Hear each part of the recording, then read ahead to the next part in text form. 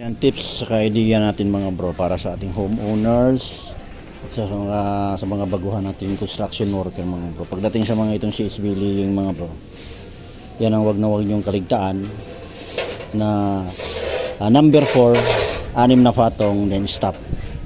Yan po yung pinaka-standard niyan mga bro, kasi once na gawin mo yung 10, 8, sigurado gigiwang yan mga bro. Yan po yung pagdating sa number 4. Tapos yung horizontal natin dito mga bro, in every 3 layer meron tayong horizontal bar dito mga bro, gaya yan. Ayan.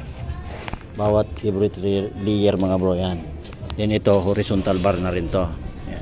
Yung spacing ng dowels natin dito mga bro 0.5, 50 cm. Yan.